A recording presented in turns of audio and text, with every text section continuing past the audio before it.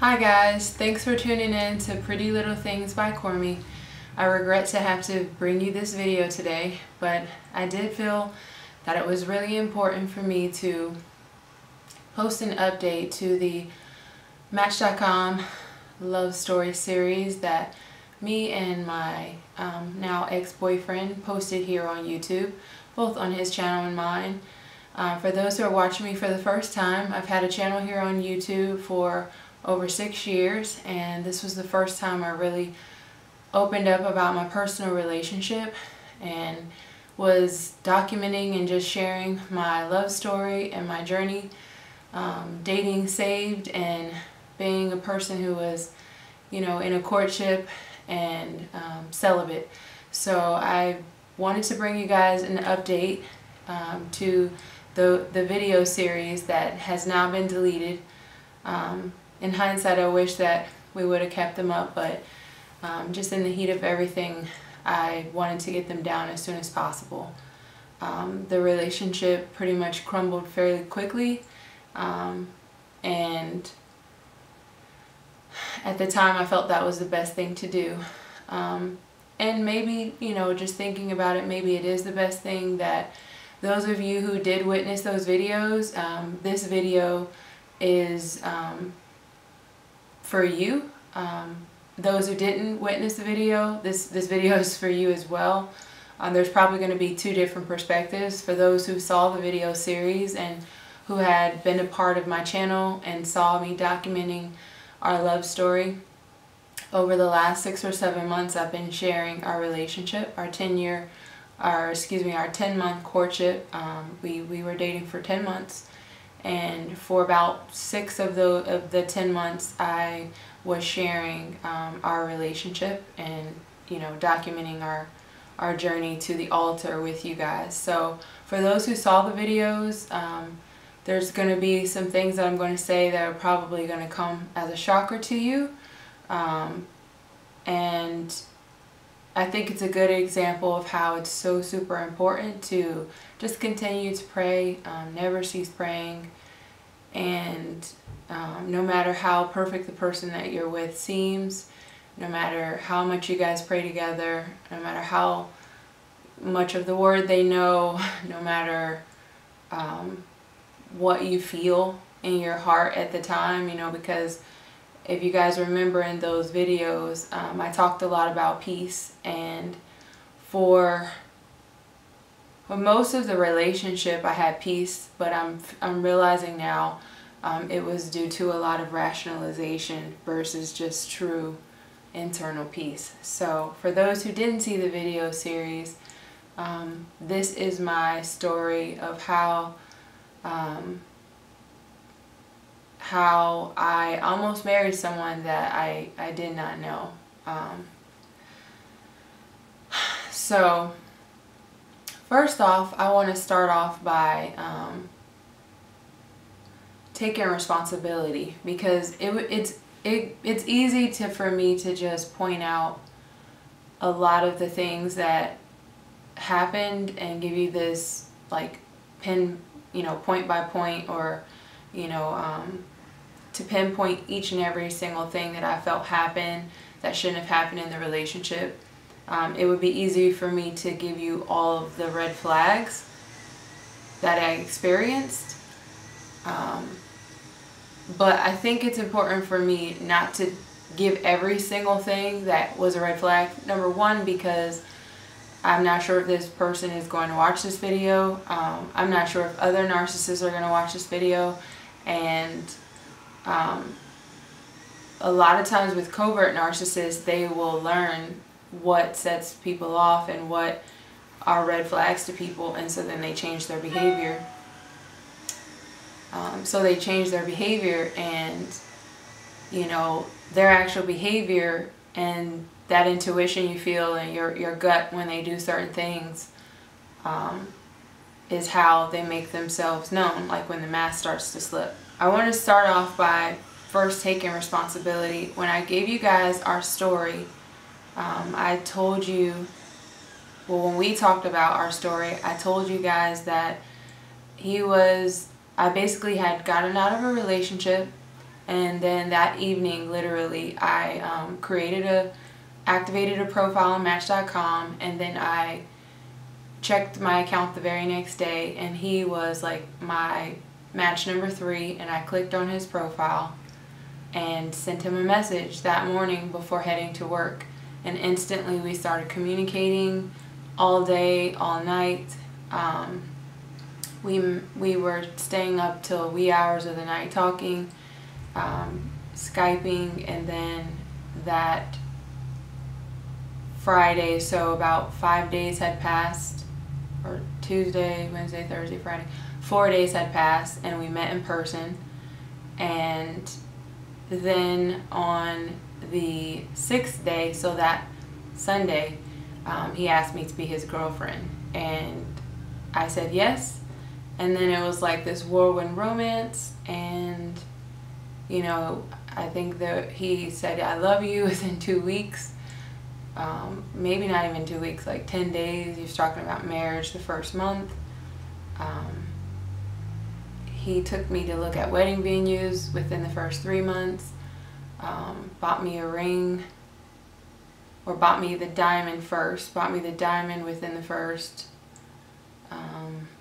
for 5 months. He bought me a diamond within the first 5 months, and had a ring made within 6 months of us being together.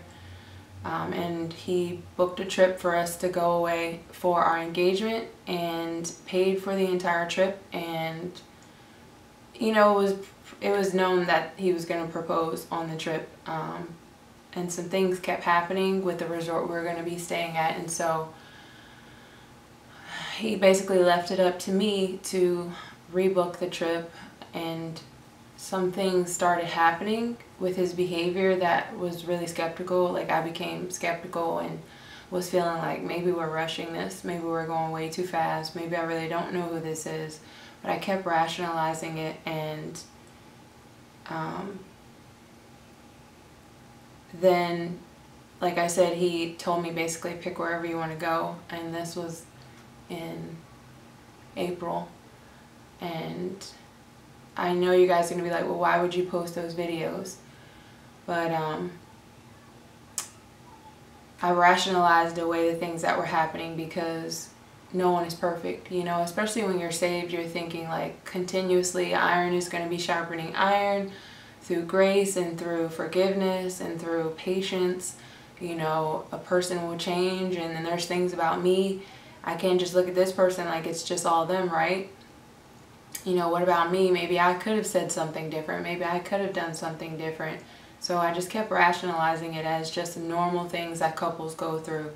And so I still felt like the majority of the relationship was great, and it was definitely needed for us to document our journey, especially because there just wasn't a whole lot of there weren't a whole lot of stories on YouTube about couples, you know, documenting their relationships when they're saved and they're celibate. You know, I wanted to inspire other people to hold out, you know, for the relationship that God has for you.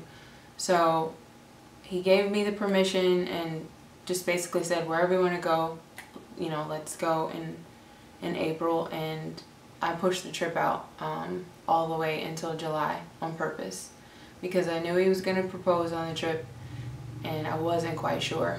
And so I needed to make that right, because we posted the videos. So if I was truly 100% sure, I wouldn't have pushed the trip out so far, you know. But I guess I was rationalizing that as well, because I felt like, well, you know, by then I'll know for sure. You know, by then we would have known each other longer. It would have been 11 months by that time. We would have known each other right at almost a year. You know, that's like almost a full, that's like a full harvest, a full like season is past, you know, like time frame. That's enough time to know, you know, that you can commit to marrying someone for life. And in the meantime, we posted videos here on YouTube as we were inspired to, and the love story series, I think it started to go up in, I think we posted a video about courting versus dating like in April, and that would have been after the trip was booked. So I was feeling some doubt when I initially pushed the trip out, but by then I had rationalized it away and felt like I had peace again. And so, you know, that is why I was 100% confident in those videos, because like I said, I suppressed like those feelings of insecurity because I felt like no relationship is perfect. And so, you know, if you guys remember, I said in one of the videos, even if this doesn't work out, you know, there's been a lot of great things from this relationship, and I do feel that way at the end of all of this. But it was still really important for me to make this video because of what I'm going to share with you guys as far as what I have discovered about him, but more importantly, what I have discovered about myself, which is probably something that a lot of you can identify with, especially if you've had broken relationship after broken relationship. My demographic is kind of close to my age range, so if you are single or divorced or in a relationship and this is not your first relationship ever, then you may be able to relate to basically meeting people who you don't realize up front that they are not emotionally healthy. I want to say first and foremost, this video is not in any way, shape, or form to, you know, try and smear my ex-boyfriend because I'm bitter, because I'm hurt, or because I am upset that things didn't work out the way that we planned. Again, I did end the relationship and I did push, you know, our engagement out, and actually right before we broke up, he had actually wanted to get married. He didn't just want to get engaged, he was ready to get married within weeks and of our engagement, and was pretty much like, let's get engaged right now, today, I'll go get the ring right now. And I told him no, and then within 2 days we were broken up. So, but I want to say that this video is to empower, it's to inform, to warn, inspire, and also I feel like the truth will set you free. As cliche as that may sound, the truth will set you free. What lives in the dark only has power when it's in the dark. You know, I'm not ashamed to reveal these things about myself and about a situation that seemed picture perfect. You know, it seemed like a couple who loved each other, loved God, and we were both committed to celibacy and living a life, you know, full of forgiveness and commitment to loving God and loving each other, and that's just not the case. It's not the case. And I'm not saying that my ex doesn't love God or that I don't love God or anything like that, but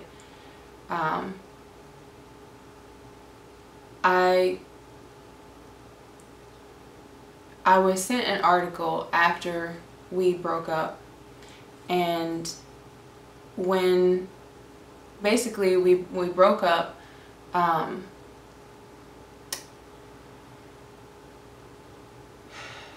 he just like discarded me as if I was dead, you know, like I wanted to have a conversation about closure and just everything. Nothing made sense.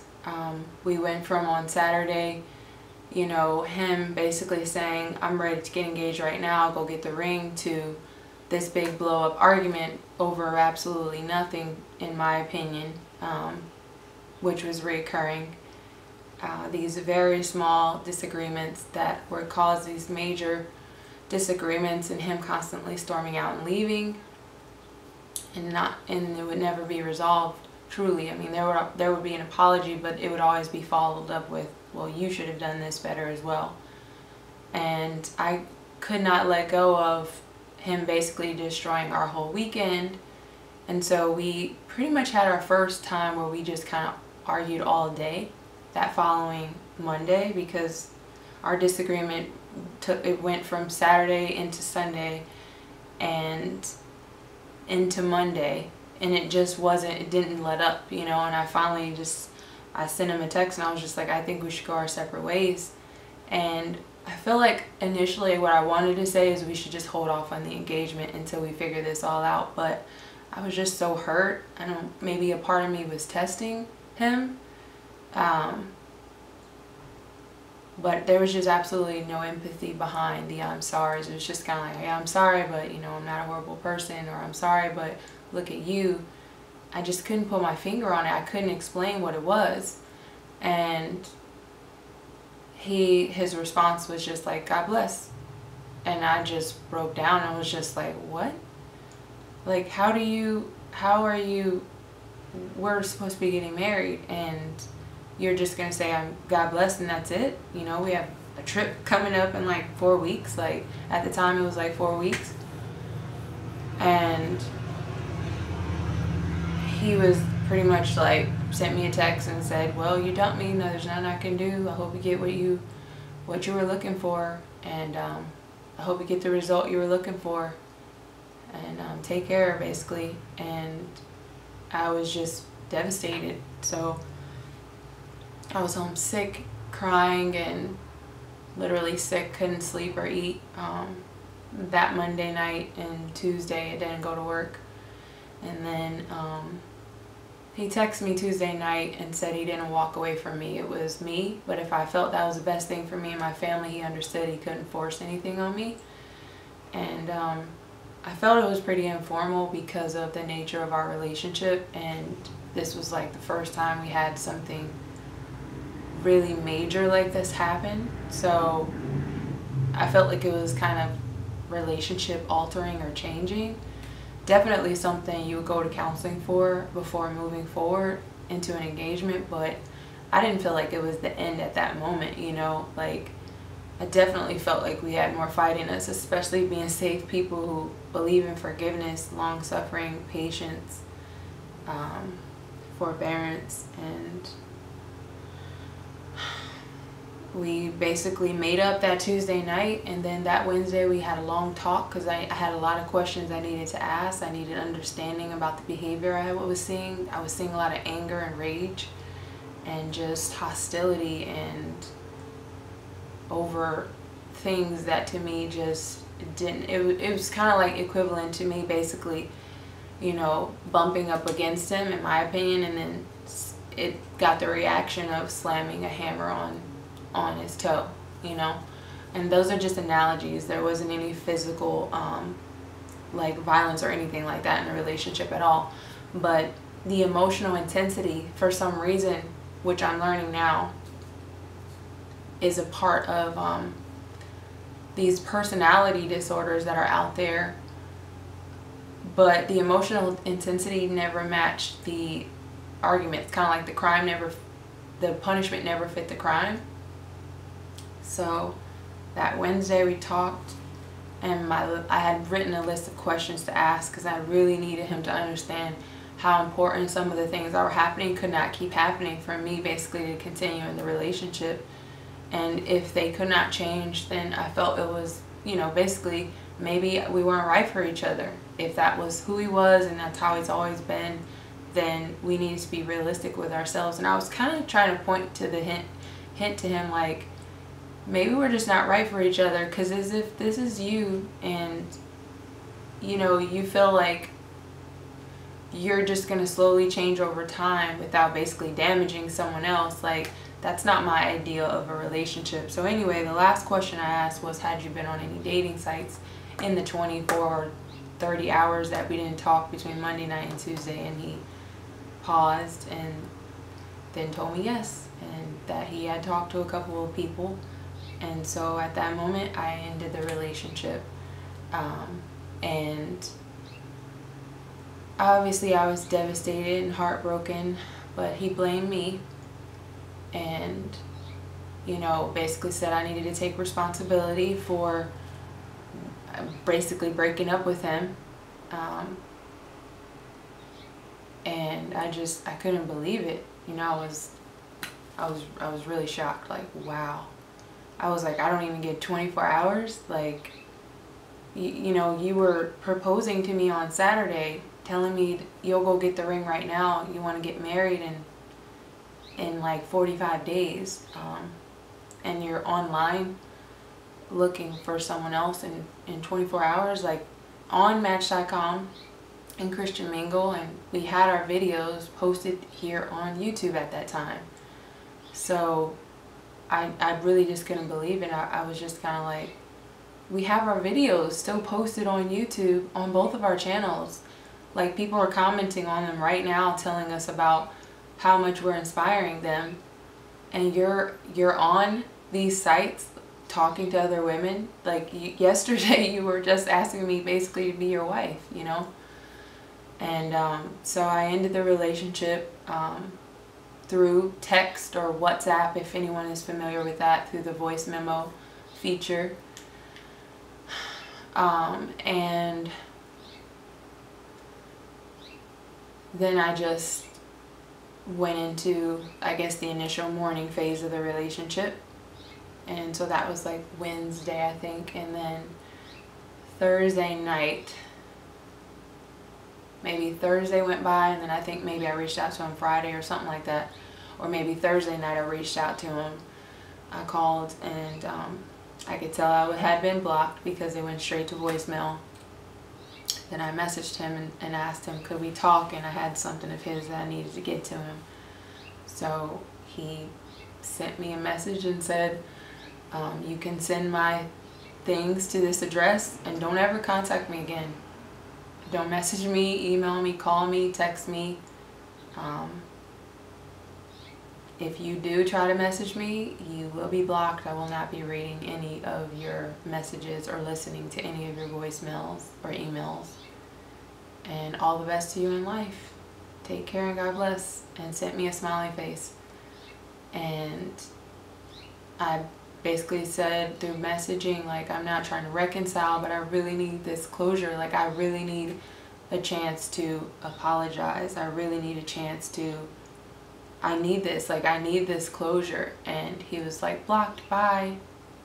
And in the middle of my messaging, like pleading to have this last conversation, he blocked me. And that was our last contact with one another.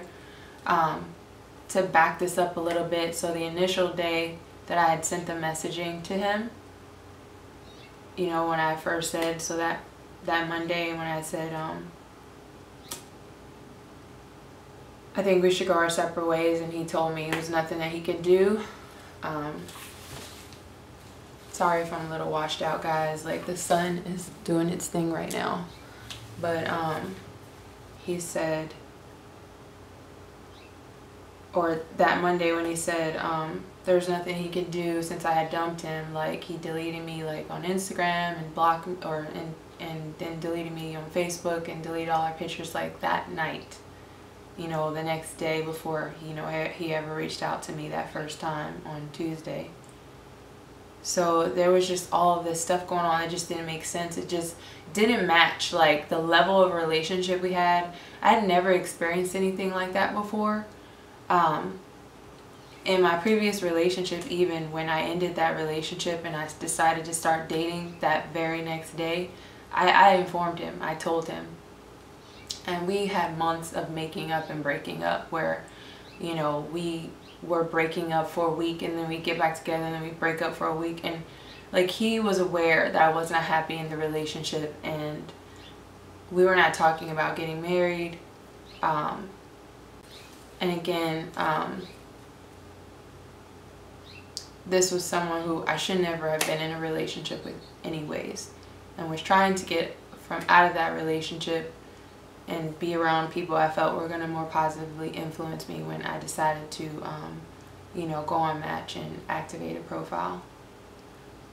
Not saying that to say that it's different in terms of like feelings wise. Like, I, in hindsight, realize that's really hurtful probably to someone who is in a relationship with someone and then they find out the next day, you know, that they're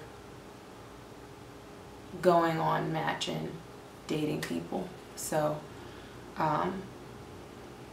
I don't know, I guess I just thought the situation was different. So it hit me like a ton of bricks. I didn't understand it at first. Like, I remember reaching out to a friend and explaining what had happened, and I was sent an article on this disorder because they couldn't understand the behavior, but they were piecing things that kept happening together. And when I got the article was about like the 18 ways to identify if you are dating a sociopath, and every single characteristic and quality or trait, every disagreement, everything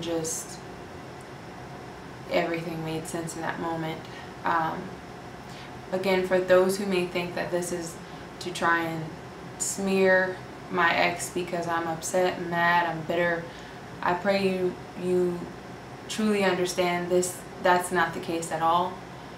I'm doing this to inform people and to show you guys, especially those who did witness those videos, who may still be following him as we speak.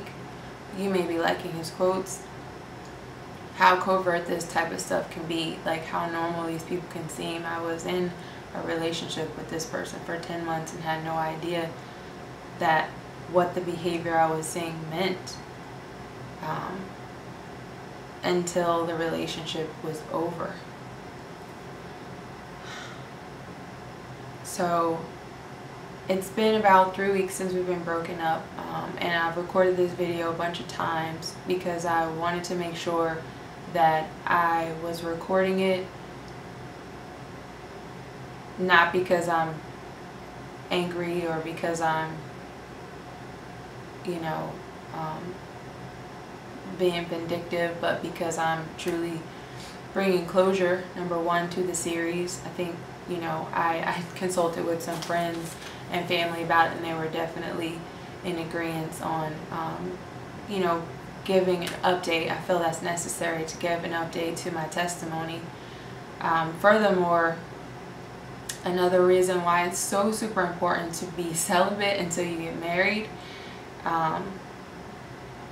man, like, that's one thing I can say, like, you know, I have that. I didn't give that away in this relationship. I mean, we were not perfect in that area, but we did remain celibate. And so this is another example, people, to stay celibate, never cease praying, or you may marry a sociopath. I feel like I prayed every single day of this relationship, even after a ring was purchased, after friends and family were notified that we would be getting engaged soon, after the trips, you know, after the trip was booked. I never ceased praying. Like, pretty much the day before our big blowout, like, we both said a prayer when he, like, all of a sudden wanted to basically push a year-long engagement or a 6-month engagement into, like, a 45-day engagement. Like, it's a totally different, you know, type of agreement than initially what we had talked about, which was that we would, you know, pretty much be together for about 2 years before we got married, at least 1.5 years. And initially that was to have a wedding, and then I was totally open to doing something small at, you know, but it just didn't make sense, all of the things that were happening. Like, I'm not going to give every single thing because I think I am going to write a book about my experience, so you guys can look out for that. But I think a lot of that initial testimony that we gave, like the part where we were talking about, you know, meeting, and as a couple of people had commented before we met, like, he said he must have talked to like 1,000 different women on the site in about 3 or 4 months that he was on the website.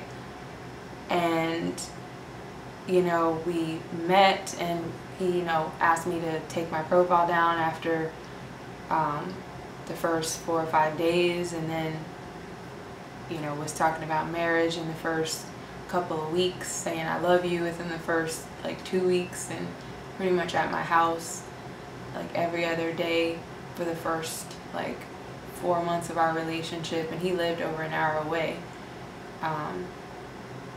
And it was like texting nonstop. I'd never been in a relationship where there was that much contact. And so from the research that I've now done and this whole world of personality disorders I've discovered, that's a part of love bombing. That's what they do when they're kind of sucking you in, basically making you become dependent on them.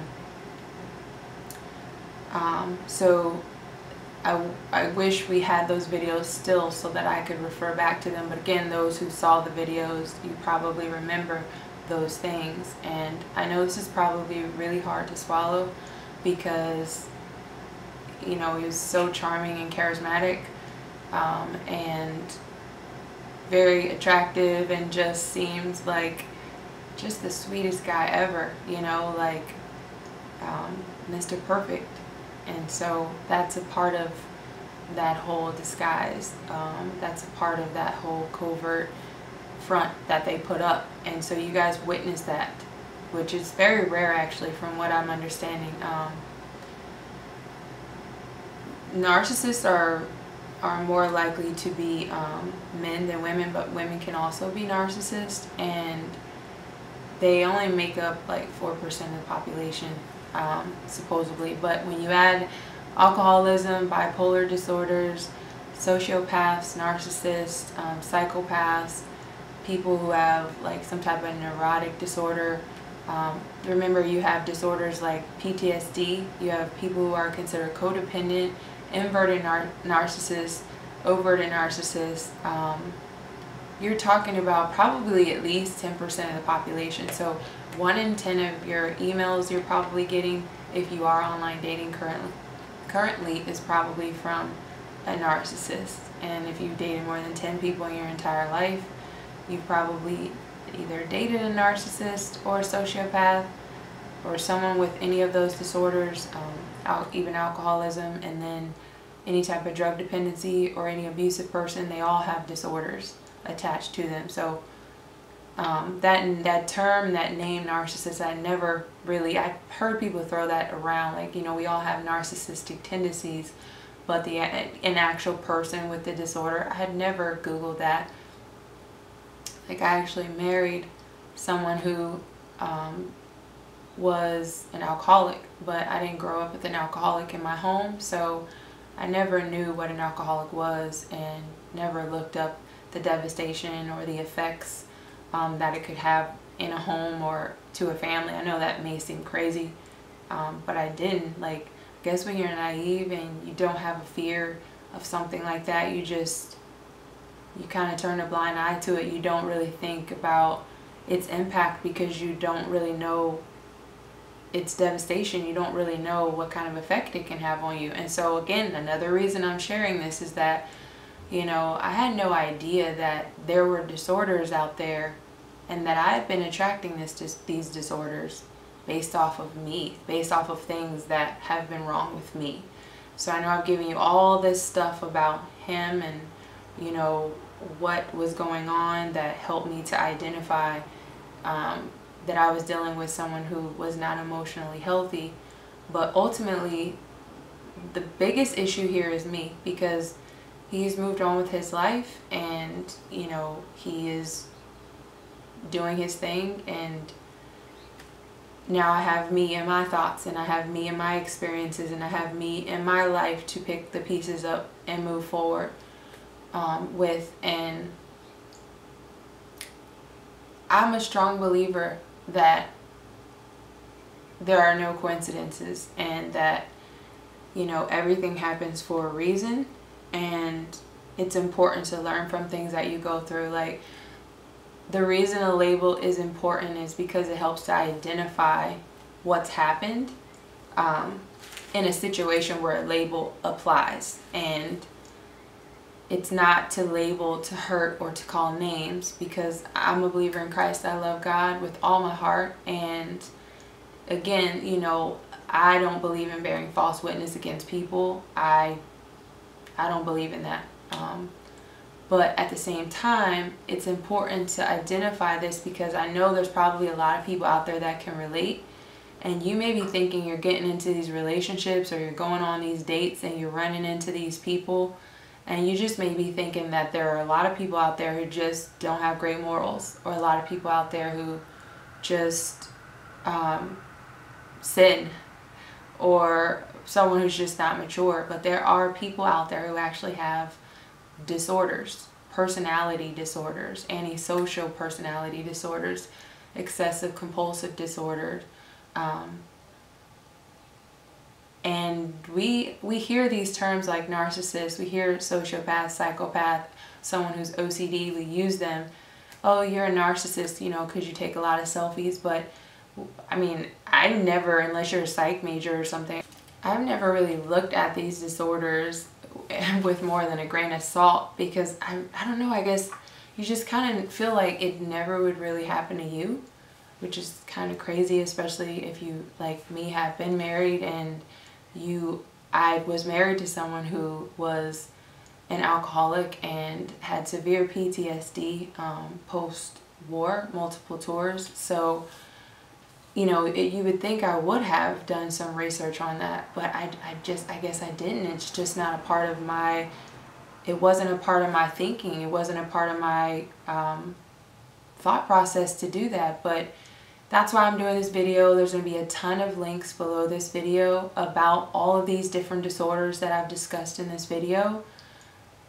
It's super important, guys, to be careful when you're dating online. I co-signed Match.com and like sites like Christian Mingle and eHarmony, and there's other sites like Tango and some other, it's all kind of sites. There's millions of sites out there, and honestly it's a narcissist playground, because they feed off of admiration, they feed off of human interaction, and so they're out there because they need that constant supply. The internet is a breeding ground for them. So be very, very careful. I guarantee you there's one or two in your inbox right now.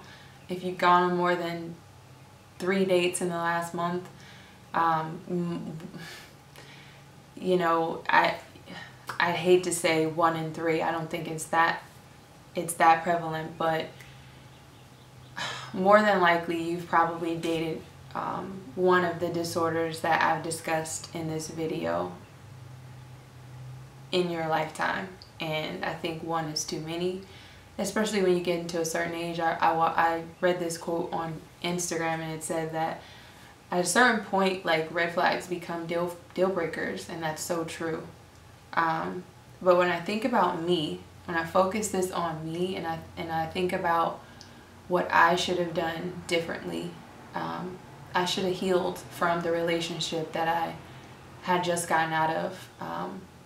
I was dating someone who was legally married but separated for a long time, and kept saying he was going to file, and I kept rationalizing it, and I kept trying to break the situation off because I felt like, you know, it conflicted with my faith. I absolutely knew it was a relationship I should not have been in, and it just kept sucking me back into the situation. And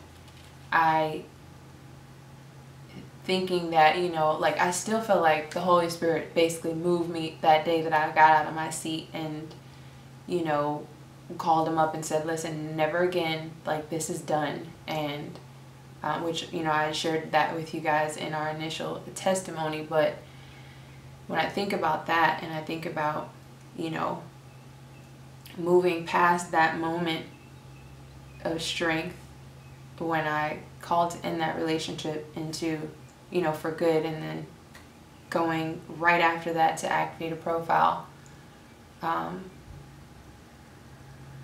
maybe it was more so me, you know, maybe it wasn't the best move for me to go straight from that into dating again.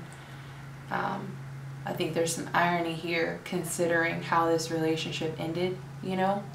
I feel like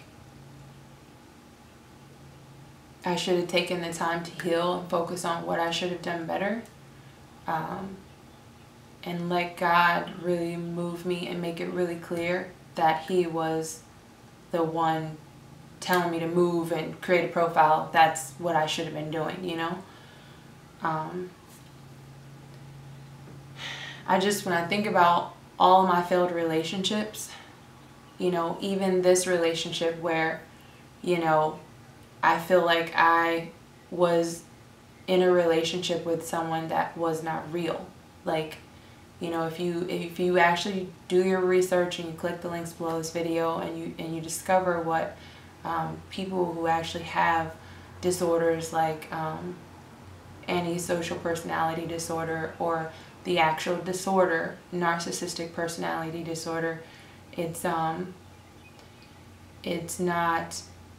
the real self, you know. And I beat myself up at first about everything, and I was trying to play everything around in my mind. I went through the fits of hurt and heartbreak and crying and not wanting to eat and pain, and then anger, and then rage, and then rationalization, and then playing things over in my mind about how things could have been different. But then I came to a point where I realized that I was dating somebody who wasn't real, you know. There's no need to beat yourself up anymore about the situation. Now you need to find out why you keep attracting the same situation. Even though it's a different person, you know, you have allowed these situations to occur. I allow myself to be manipulated out of fear that if I said no, if I said this is uncomfortable for me, you're pushing past my boundary, that I would be rejected. And I realize I've done that for a very, very long time, and that has something to do with my self-esteem. You know, from dating and marrying an alcoholic to, you know, in the past dating someone who, you know, may have used some type of drug or substance, to someone who was just overtly abusive, or someone who was overtly just rude and just moral values did not match. Like, they displayed something up front, all of them, every relationship, that was a deal breaker for me prior to the relationship. But then I allowed, I guess, my self-esteem or my feeling that I couldn't truly get what it is that I wanted or needed to get in the way of it's kind of like my self-esteem, you know, was drowning out my intuition, you know, instead of choosing like I was being chosen. Even though I reached out to him, I feel like when I saw his profile, in hindsight, you know, I feel like now when I think about it, when I saw his profile and I saw everything seemed really great, like he had this great profile about how he loved God and how he was waiting, you know, on sex, waiting for sex till marriage, and how he was, you know, how there's so many grown boys out there, and how it just seemed so different. But then it came to the part where it said, you know, his ideal match didn't have kids, and I do have kids. And I pushed forward, like, well, for a moment I stopped. And I feel like now I think about it, like that was my intuition saying no. Or that initial first that I have been ignoring for so long. I pushed past that based off of my value set, based off of, you know, what I think people are going to think, based off of what I believe. And now I understand, like, you just really, when a person shows you who they are, believe them. Like, I think a lot of times we interject our thoughts and our values too soon to people we don't know. And especially when you're dealing with someone with a personality disorder, it gives them an opportunity to attach on to what you're telling them and become that, versus just allowing a person to just truly be who they are and then assessing their behavior and assessing who they are. You know, I think people like me, and now I realize this in a lot of relationships throughout life, I've come in and tried to change something about a person or accept something that truly just was not acceptable to me in order to be accepted. And that was my self-esteem, you know. For those who don't know, I became a mother at the age of like 2 days before my 18th birthday. So I got pregnant at 17, And so 2 days before my 18th birthday, I became a mother. And when the relationship with her father broke up, you know, it tore my self-esteem down because of him telling me no man would ever want me again, you know, after having his child. And I think I went from, you know, being a young person who dated after that, and, you know, there were relationships that happened where I felt like I was just too young and I wanted to experience life. And then there were relationships where I was dating more so for my daughter versus myself, and then I was dating for me, and then that doesn't work when you have a child. It's never going to work. And I think I got to a place when I got married where I just was tired. I don't know, maybe I wanted someone to save me from like dating, you know, like one more heartbreak, one more experience. So I married someone I felt would never ever leave me. I felt he loved me, kissed the ground I walked on, and I was dead wrong.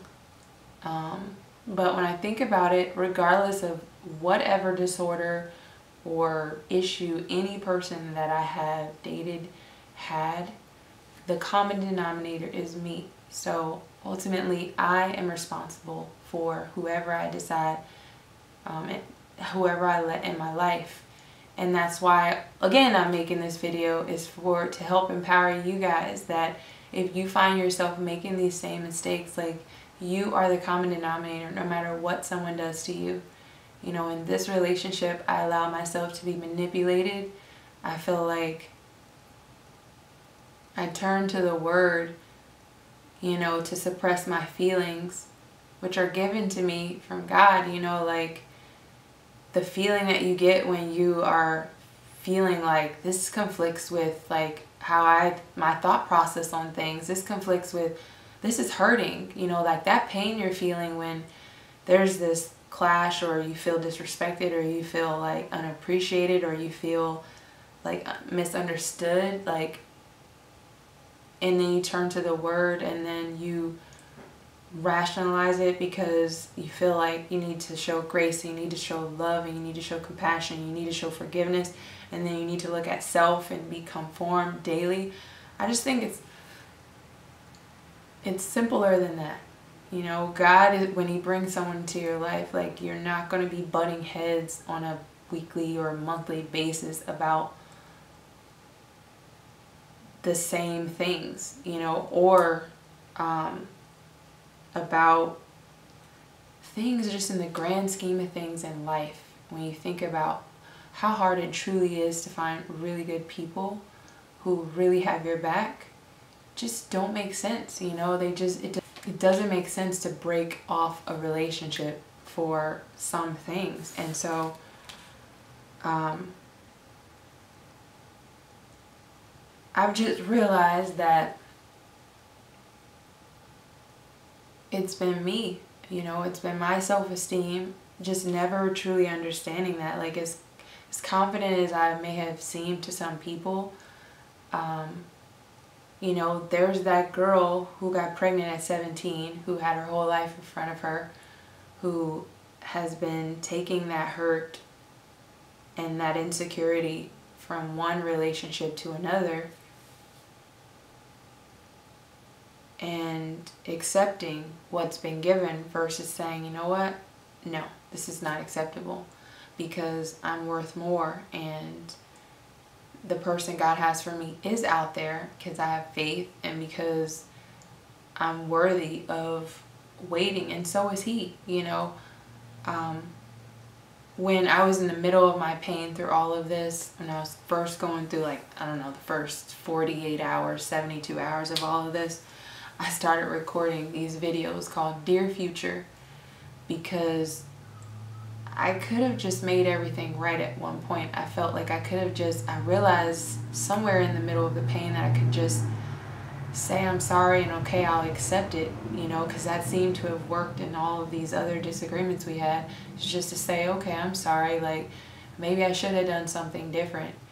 And then I realized, like, no, like, you're allowing yourself to be manipulated, and there's an issue every time you say no about something. There's an issue every time you disagree or you constructively criticize or you push back and tell him what's not acceptable. There is a major clashing of the heads here.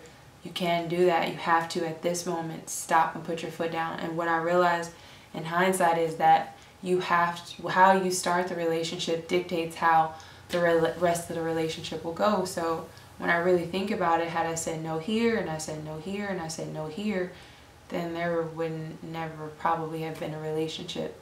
So I think going forward, the advice I would give to you guys, and some of you may be feeling like, what kind of advice can you give me? Like, look at your situation.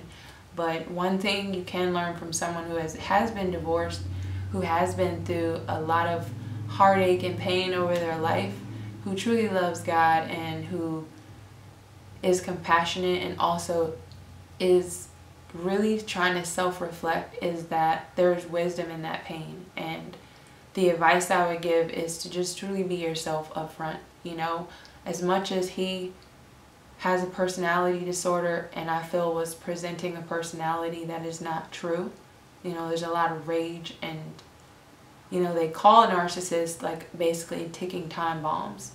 And some of you may be feeling like, well, why would you want to do this video? God hasn't given us a spirit of fear, and I feel protected. I feel part of my story and my experience in meeting him has put this video out and help people out there, because a lot of you are in relationships with these type of people, and what you have to understand is that they really don't ever change. You know, I do believe God has the power to do anything, but these people really have to admit that there's an issue in order for God to change them, you know. And why make yourself a human mental punching bag, and maybe physical punching bag, because some of them can be violent. I'm not saying that that's him, but it's just not worth it. Like, if, you know, it's so not worth it. Like, you are so worthy. Like, I saw a video and there was a speaker saying that there's like a 1 in 400 trillion chance that you would even be born. When you think of the odds of you and, you know, your egg, the egg and the sperm coming together and producing, you know, or fertilizing and then becoming an embryo and then becoming a baby, and you being actually born, it actually happening, you to be born into this world. Like, you are a miracle. You're so special, and it's just not worth it to be in a relationship with someone who mistreats you in any way, shape, or form. I know a lot of people have success stories with, you know, sticking it out in a situation and a person changes, but I just don't think it makes a ton of sense to get into a relationship with someone who's going to start the relationship out with manipulation, which is abuse, you know. And it's also self-abuse. Like, you know, you have people who are cutting themselves. Like, I know it may sound different, but when you are in a relationship with someone and you are inflicting yourself with pain to stay in that meaning you're staying in that relationship knowing, you know, I'm going to go through some things because this person has this issue, and basically you're self-inflicting yourself with pain. It's like the internal mental version of cutting yourself. It's just you don't see the visible scars.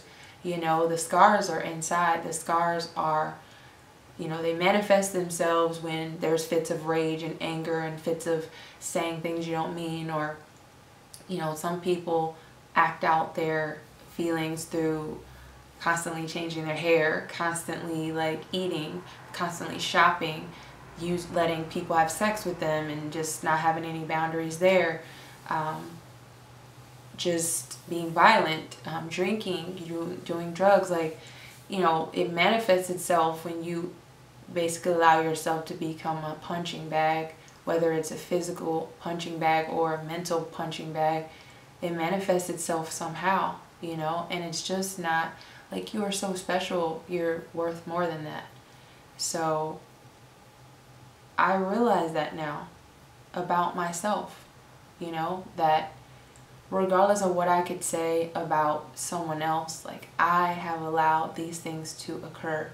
because of there being something wrong with me, which is having solid boundaries up front and not swaying from that. You know, there's so many videos out there about how to get the guy and, you know, how to do this and it'll make him do this, and, you know, there's all these posts on Instagram about, you know, like, women, you need to do this in order for a man to like you, this, and, you know, like, society and statistics and the news and people and the way they talk will have some people thinking that it's hard to get a date, or that it's going to be hard for you to find someone to marry that's a good partner, because there just aren't any good men or women out there. But there are good men and women, but you have to be a good man or a good woman in order to attract that. And even if you found yourself going through a ton of heartache and pain in those relationships, you have been self-inflicting yourself, not being good to yourself. So you can attract something good towards yourself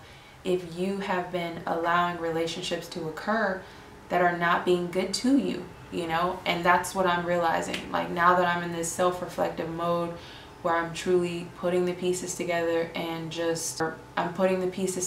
making sense of my portion of the situation. I realize that I haven't been good to myself. As much as, you know, this person may have done something to me that I felt was really disrespectful, I have been doing something to me, which is to allow myself to be in a relationship where I have to put a persona forward, because there's fear that if I truly show how strong and how much I truly love myself, that person that's been suppressed inside, stuffed in a box because of, you know, things that have happened over my lifetime, or because of this blog saying you can't be too assertive, you're going to come off as, you know, too aggressive. You can't be too, you know, don't be too loud, don't be, you know, don't be too shy, don't call too much, don't call too little, like all these rules, versus just saying, you know, this is me and I'm going to present that. I'm going to love myself, which means to withhold myself from people that could possibly hurt me, you know. And some people may think that means you're building up a wall, but the word says to guard your heart, you know. And there are wolves in sheep's clothing out there. There really are. And I feel like for me, you know, this isn't the first time now that I realize, when I put my life together and I think about all of these different people I've dated that had one issue or another, they may be totally different in terms of a person, you know, being saved and a person not, a person and what they did for a living or the age, or, but at the end of the day, like, they were all emotionally unhealthy, including me, because you're emotionally unhealthy if you actually allow someone to treat you a certain way and it's not acceptable to you, and you just keep staying and you keep on allowing them to keep doing this to you over and over and over again. It's like cutting yourself. Really, you're mentally cutting yourself, which is why it hurts so bad, you know, for people to think that you're not actually self-inflicting, like self-mutilating yourself. You are. That's why it hurts so bad when the situation is over. That's why you beat yourself up too a lot of times when everything comes together at the end of the relationship. So I hope this video inspires you to love yourself, put yourself first, have solid boundaries, be yourself up front. Don't think because you are not the type who does certain things, and a lot of guys you've met don't like the way you feel comfortable and the most natural you, that's not going to attract a man. Stop reading these blogs that tell you to get the guy you have to be this, this, this, and this, and this, because it's easy to get a guy. It's not hard at all to get a ring and marry someone, but being in a marriage where you feel truly fulfilled, like that's the person that you want to spend the rest of your life with, total difference, you know. And don't let age, don't let people tell you that they're, you know, you have to hurry up and do this. Don't let your parents tell you that you have to hurry up and do things. Don't let your friends and them and their lives and people around you getting married, don't let that make you feel like you need to run out and hurry up and get married, because forever is way too long. to be married to the wrong person. And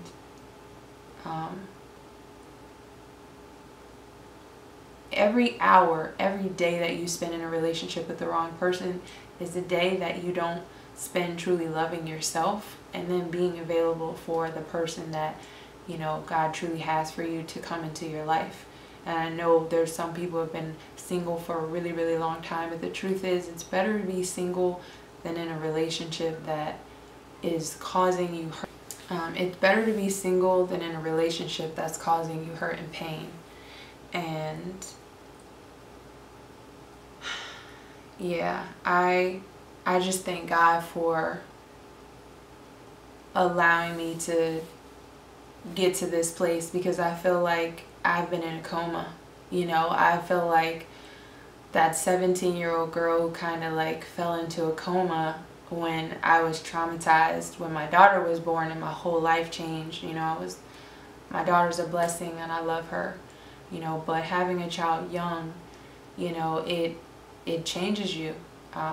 You really stop living for you and you start living for this other person. And so, you know, I stuffed her in a box for the last 17 years and was just, I think, going about life trying to be what was going to be accepted and what was going to be desirable and what was going to be noticed, versus just being who I am, you know. And it feels good to have realized that now. So regardless of how hurt I was about this situation ending the way that it did, this was the greatest gift I could have gotten of all. I do believe God works all things together for the good for those who love the Lord, and it's brought me closer to friends and family and my daughter and even my professional life. It's helped me tremendously, and I feel like even now it's going to help some of you out there.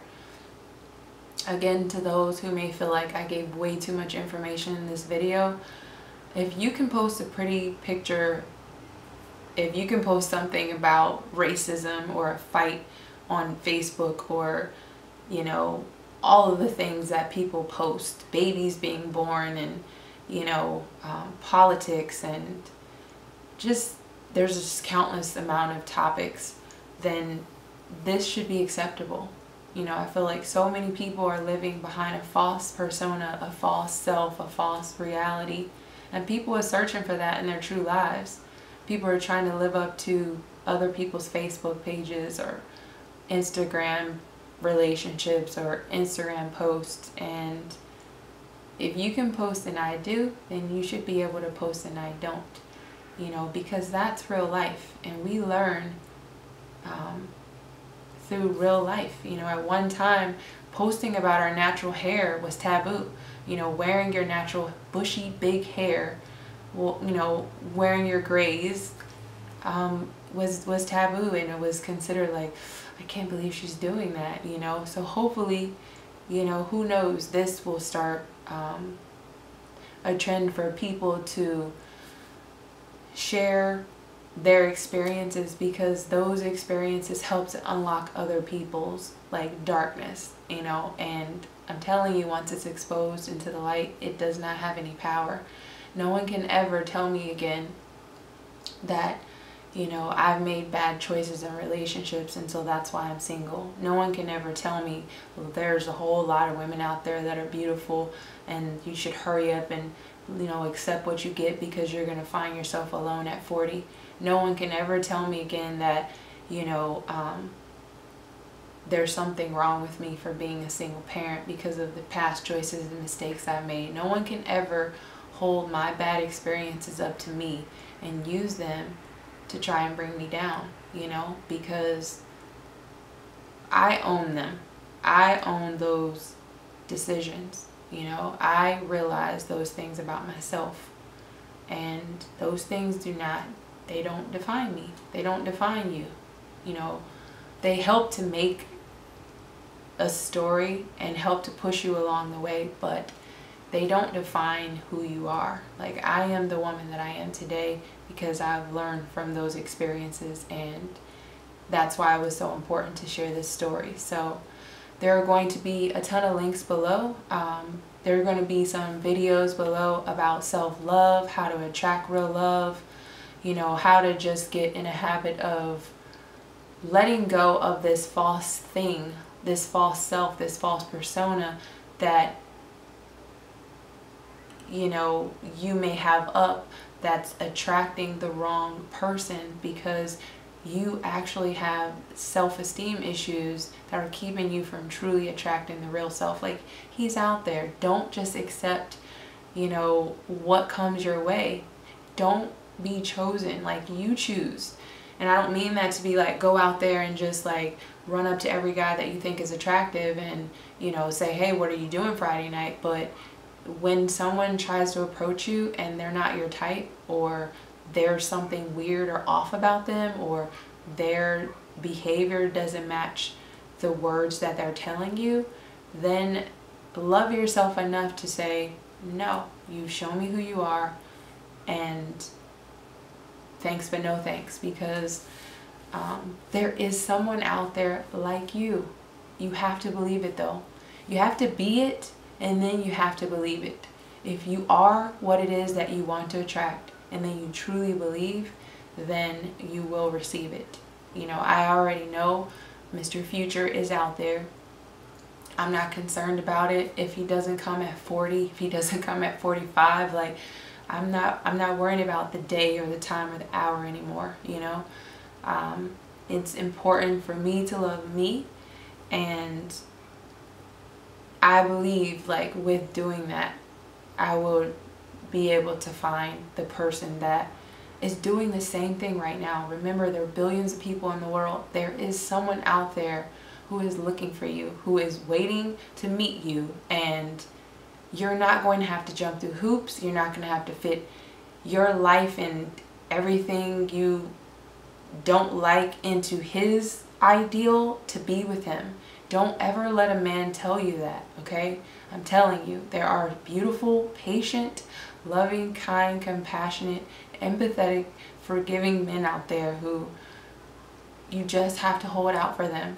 Don't get trapped into thinking that there aren't any good men because you look around church and there's not a whole lot of guys there. Don't get trapped into thinking because society or the news is saying this. Please don't. If you think it and you believe it and you act on it, I'm telling you, it's going to come into fruition. Like, I'm speaking on it and I'm telling you, it's going to happen. Now, I can't tell you when it's going to happen for me, but I'm not worried about that, because I feel like I'm going to start loving me now the way I would want my future husband to love me, you know, so that when he comes into my life, what he gives is only a reflection of what I'm giving myself. And that doesn't mean I shower myself with lots of expensive bags and makeup and things like that. It means that I truly love myself, and I'm loving myself by the choices, decisions I make, what I'm putting into my mind, what I'm putting into my body, what I'm holding out from, what I'm exposing myself to, you know, and what I'm not allowing to control or dictate me, or dictate or manipulate to have a relationship. So again, please check the links below this video.